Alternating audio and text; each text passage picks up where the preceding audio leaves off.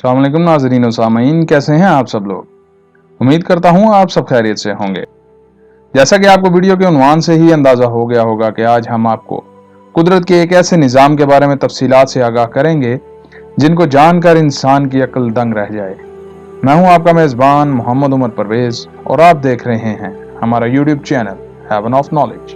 तो आइए आपको बताते हैं कि कैसे एक रेगिस्तान जिसे लोग सिर्फ मौत की घाटी समझते हैं, दुनिया में जिंदगी को कायम रखने में अपना किरदार अदा कर रहा है। सहारा रेगिस्तान का नाम तो आपने सुना ही होगा, जिसे अबूर करने के जुनून ने बहुत से मुहिम जुओं की जान ले ली, क्योंकि ये दुनिया का सबसे बड़ा रेतला रेगिस्तान है जो कि शुमाली अफ्रीका के एक बहुत बड़े हिस्से पर मुश्तमिल है। इसका फैलाव तकरीबन 92 लाख मुरब्बा किलोमीटर है, जिसमें इंडिया और पाकिस्तान के रकबे के बराबर के 4 मुल्क समा सकते हैं।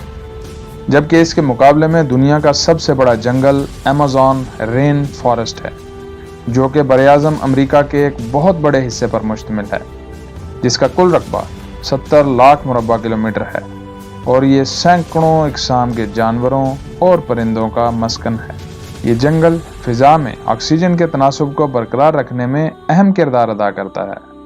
अब आपके जहन में एक सवाल जरूर आ रहा होगा कि भला इस जंगल का एक रेगिस्तान से क्या ताल्लुक बनता है, जबकि ये दोनों एक दूसरे से हजारों किलोमीटर दूर हैं। तो जनाब, यही तो असल कहानी है कि एक दूसरे से 9,938 किलोमीटर दूर दुनिया का सबसे बड़ा रेगिस्तान दुनिया के सबसे बड़े जंगल की बका में क्या अहम किरदार अदा कर रहा है।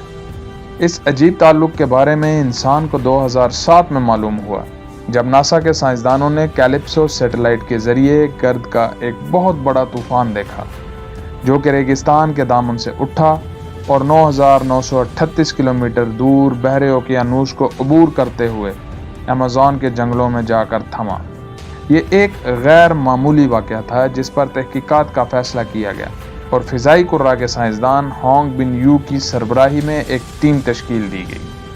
2013 में उन्होंने अपनी तहकीकात मुकम्मल करने के बाद एक रिपोर्ट शाया की, जिसके मुताबिक अमेज़न रेन फॉरेस्ट में सालाना 1500 से 3000 मिलीमीटर बारिश होती है, जिसकी वजह से बहुत सारी ज़रखेज़ मिट्टी बारिश के पानी के साथ बह जाती है और इस वजह से जंगल में मौजूद पौधों के लिए ज़रूरी अज्जा जैसा कि फास्फोरस वगैरह की कमी हो जाती है, जो कि जंगल में मौजूद इन पौधों को ज़िंदा रखने के लिए बहुत ज़रूरी है। इस कमी को पूरा करने के लिए कुदरत ने ये जिम्मेदारी सहारा रेगिस्तान की लगा दी है, जो कि माहिरीन के मुताबिक बहुत साल पहले समुंदर का हिस्सा था, मगर वक्त गुजरने के साथ साथ और माहौलियाती तब्दीलियों के ज़ेर असर ये खित्ता रेगिस्तान में बदल गया। मगर इसमें भी कुदरत ने बेहतरी रखी थी। दरअसल समुंदर का हिस्सा रहने की वजह से सहारा की मिट्टी फास्फोरस और दूसरे ग़िज़ाई अज्जा से भरपूर है, जो नबातात की बढ़ोतरी के लिए बहुत ज़रूरी है। मगर बारिशों की कमी की वजह से सहारा के इलाके में नबातात की बढ़ोतरी या पैदावार होना तकरीबन नामुमकिन है।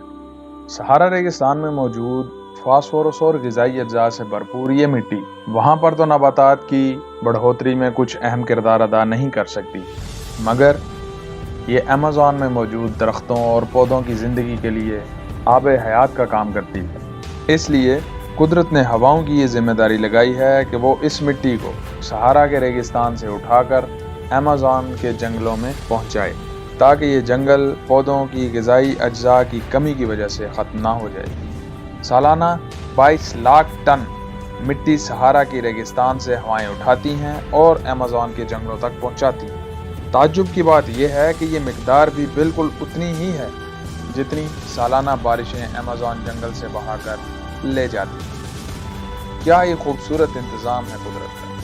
नाज़रीन, कैसी लगी आपको हमारी ये वीडियो? अगर आपको हमारी ये वीडियो पसंद आई है तो इसे लाइक और शेयर करना और चैनल को सब्सक्राइब करना मत भूलना।